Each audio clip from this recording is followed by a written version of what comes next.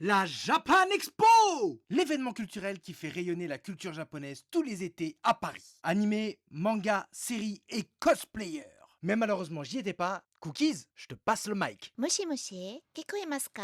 カルトンギックのクッキーズです。Me voici, me voilà à la Japan Expo pour vous faire découvrir de bien belles choses. C'est comme un immense terrain pour tous les passionnés de cinéma, de manga et d'anime. D'ailleurs, vous saviez que Christopher Nolan s'était inspiré du film Paprika de Satoshi Kon pour faire Inception? Ou que Black Swan était une référence directe à Perfect Blue? Ou bien encore que Guillermo del Toro était lui aussi un grand fan d'anime et que ça se voit direct dans Pacific Rim avec ses grands mechas? Et qu'avant d'être une série Netflix, Alice in Borderland était un manga? Et bien maintenant, oui. D'ailleurs, cette année, il y avait tout un espace avec de magnifiques vinyles et Blu-ray Steelbook de Makoto Shinkai, Godzilla et de plein d'autres grands classiques de la Japanimation. Ah bah oui, la Japan Expo, c'est pas que pour les shonen et les shoujo, c'est tout un genre à part entière. J'ai d'ailleurs pu faire un peu de doublage sur un extrait d'Atelier des sorciers au stand Crunchyroll, la plateforme de streaming d'anime de référence. Exact, non?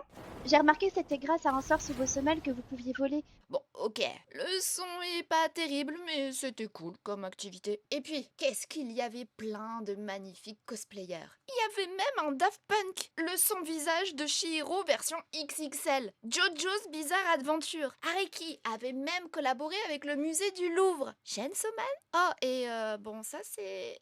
bah, c'est Squid Game. Le fille de One Piece.